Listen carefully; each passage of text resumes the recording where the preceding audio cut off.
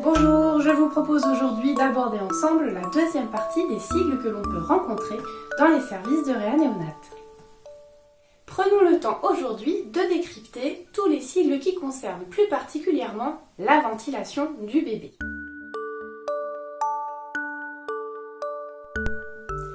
Avant d'aborder les sigles spécifiques de la ventilation, nous allons en revoir quelques-uns que j'avais déjà mentionnés lors de la première vidéo, mais qui sont essentiels lorsque l'on parle de ventilation.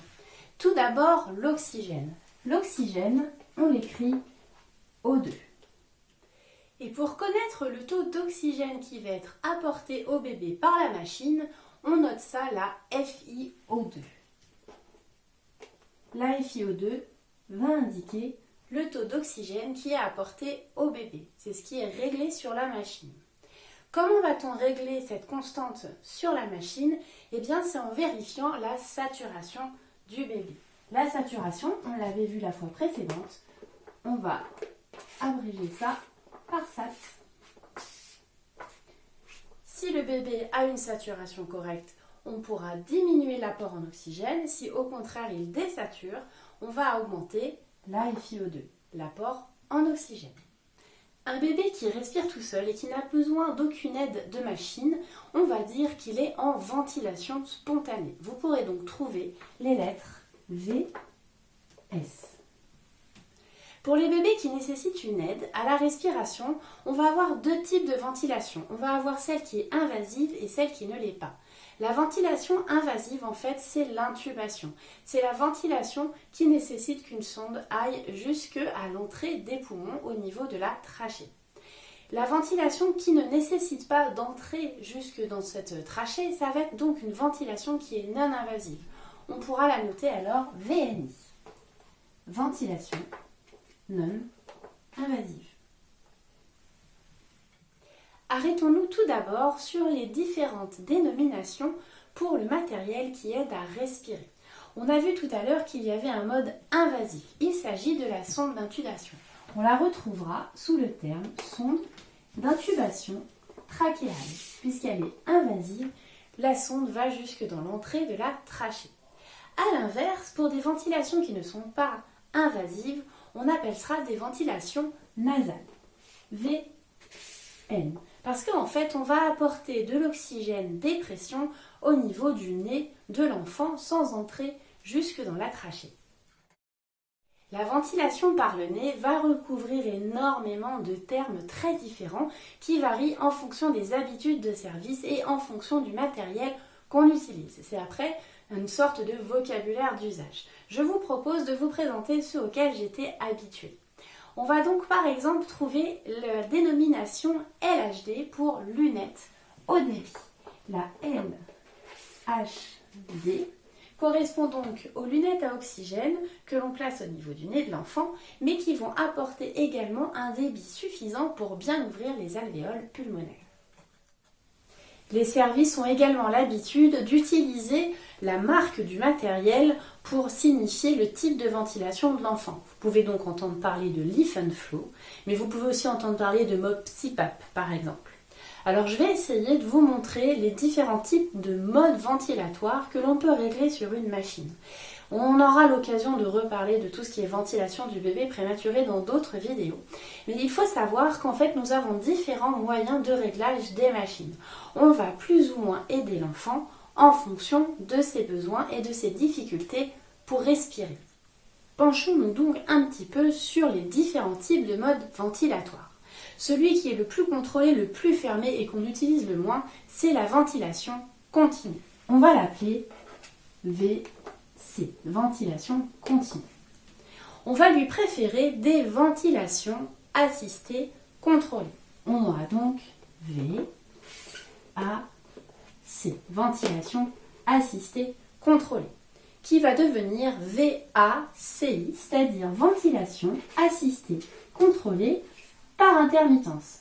En fait, c'est le bébé qui peut de plus en plus interagir avec le mode ventilatoire. On retrouve également le terme PPC. PPC, c'est la pression positive continue. C'est une pression qu'on ajoute pour aider les alvéoles à bien s'ouvrir et bien récupérer l'oxygène qu'on apporte en plus à l'enfant. Vous pouvez donc trouver le terme P, C. Un autre terme que vous pouvez trouver, ce sera OHF. OHF, c'est des oscillations haute fréquence. C'est-à-dire qu'au lieu de laisser un rythme régulier de ventilation pour l'enfant, on va provoquer des oscillations beaucoup plus rapides. C'est une technique qui est utilisée dans des cas d'aggravation et qui peut aider certains bébés à mieux s'en sortir pour respirer. Les bébés prématurés vont avoir de nombreux examens tout au long de leur hospitalisation afin de surveiller ce qui se passe un peu plus précisément. Vous allez donc vous retrouver confronté à plein de sigles qui concernent également des examens. Le premier examen qu'on rencontre très rapidement après la naissance, ça va être l'échographie. L'échographie, souvent ce sera noté écho. On a deux types d'échographie qui existent. L'échographie cardiaque pour aller vérifier ce qui se passe au niveau du cœur et plus spécifiquement le canal artériel dont nous aurons l'occasion de reparler, mais également l'échographie au niveau cérébral. On va profiter du fait que la fontanelle n'est pas encore tout à fait refermée pour avoir une visibilité meilleure du cerveau. On pratiquera donc une échographie transfontanellaire. Vous retrouverez donc le terme ETF. Échographie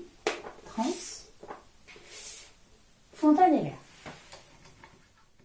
Certaines surveillances spécifiques nécessiteront des examens un petit peu plus approfondis et donc on pourra entendre parler par exemple des IRM que vous connaissez certainement, c'est l'imagerie par résonance magnétique. Donc l'enfant pourra peut-être aller subir une IRM. De la même manière, il peut également subir aussi un scanner. Si jamais on veut vérifier ce qui se passe au niveau du rythme cardiaque, on effectuera un ECG. Un électrocardiogramme. Ça fait un enregistrement en fait du tracé du cœur. De la même manière, cet enregistrement du tracé, on peut le faire aussi au niveau cérébral. On appellera ça donc un EEG. Ce sera un électroencéphalogramme.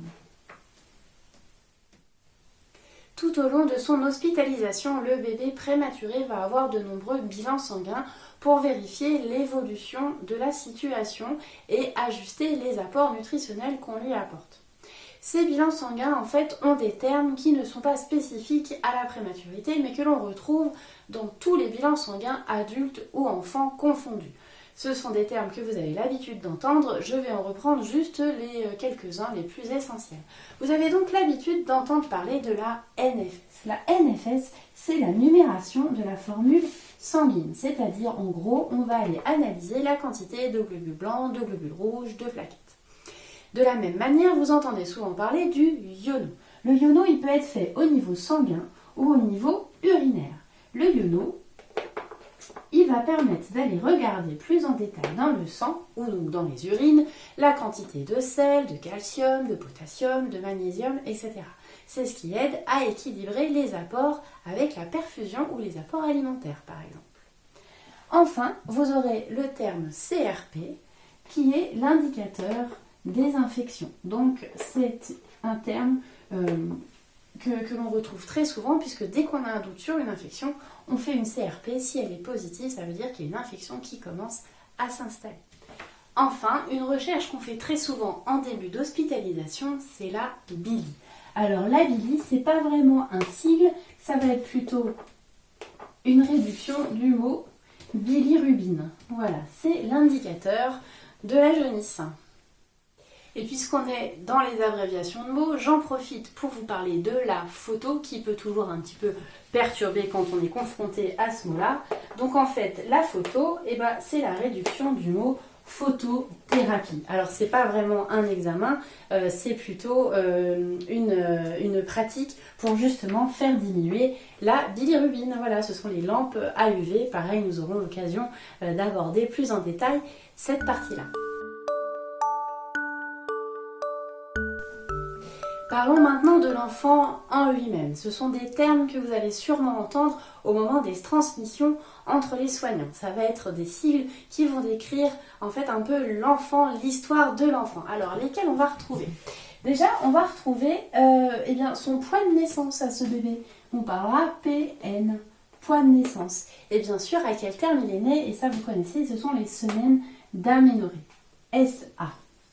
Ce bébé, on va aussi pouvoir parler de son âge réel, mais également de son âge corrigé. Ça, on aura l'occasion d'en reparler aussi prochainement. On en parlera surtout au moment de la sortie de l'âge réel et de l'âge corrigé. C'est pas quelque chose qui intervient au moment de l'hospitalisation ou pas tellement.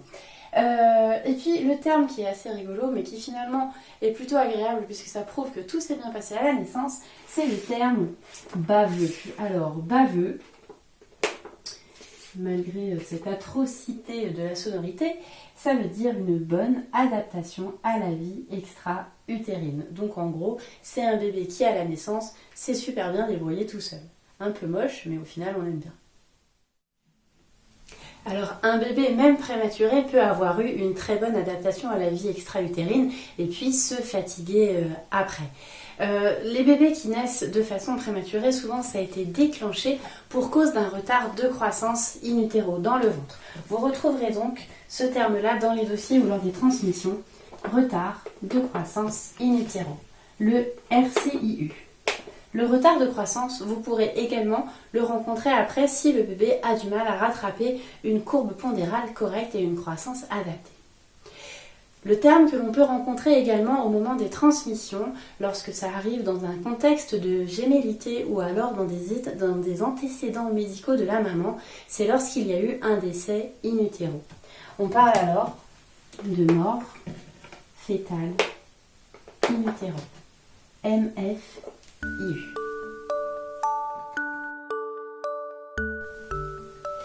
La prématurité est souvent associée à certaines pathologies ou complications qui, elles aussi, ont leur sigle.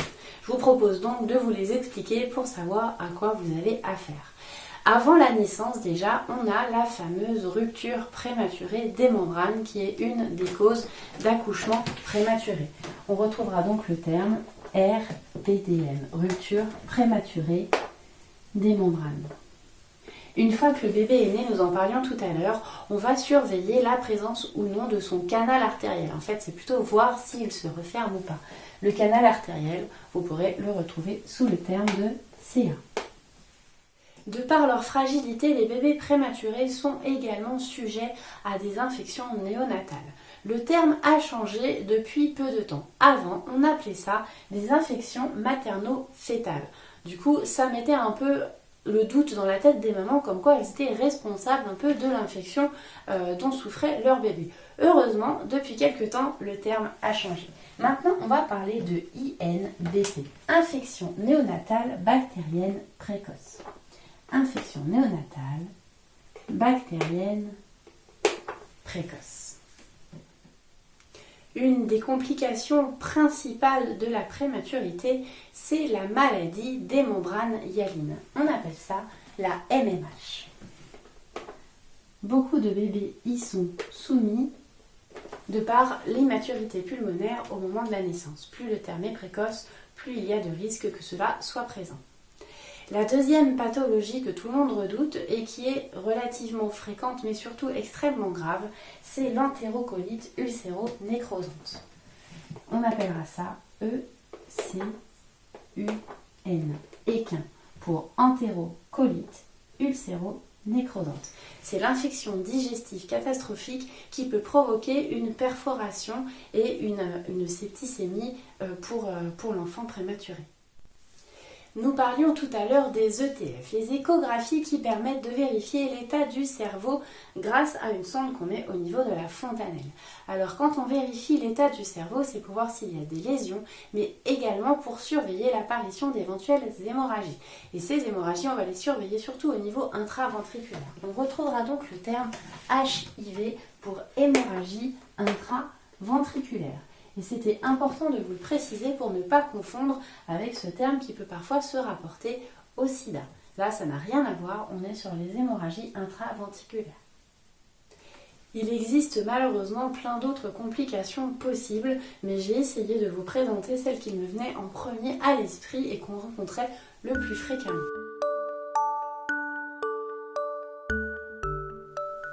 Pour conclure cette seconde vidéo sur les sigles auxquels on peut être confronté en réanimation néonatale, je vous propose de vous présenter les sigles qui correspondent aux différents soignants.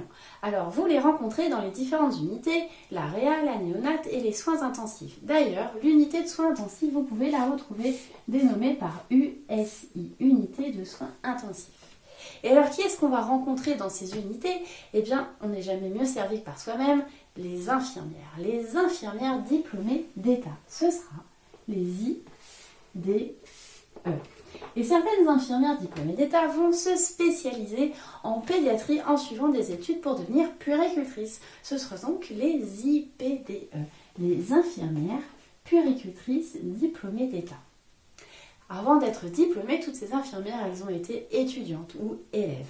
Vous pouvez donc retrouver au niveau de l'endroit où elles émargent le sigle EIPDE ou EIDE, étudiante infirmière diplômée d'État. Étudiante infirmière puéricultrice diplômée d'État.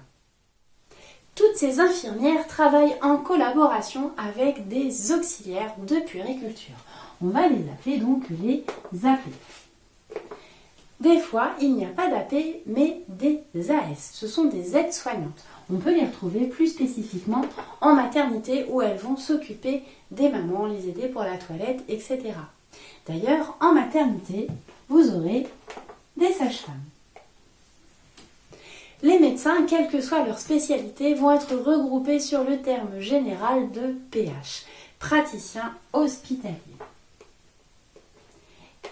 Et l'autre profession que souvent on utilise en sigle, ça va être les assistantes sociales. Et donc les assistantes sociales, ce sont les AS.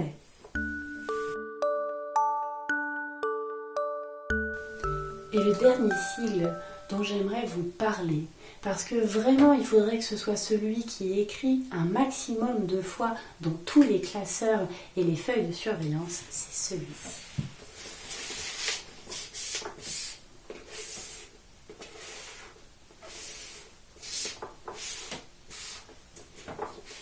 Parce que ma prescription personnelle pour vous, parents de bébés prématurés, c'est de faire à l'infini du pot à pot. J'espère que cette vidéo vous a plu, mais surtout qu'elle vous a été utile pour mieux décrypter les sigles auxquels vous pouvez vous trouver confrontés lors de l'hospitalisation de votre bébé prématuré. N'hésitez pas à me faire part dans vos commentaires d'autres sigles auxquels je n'aurais pas forcément pensé ou d'éventuelles questions que vous pouvez avoir. Comprendre de ce dont on parle est primordial pour la prise en charge de votre bébé. Vous êtes, vous aussi, acteur des soins pendant l'hospitalisation. Bon courage et à bientôt!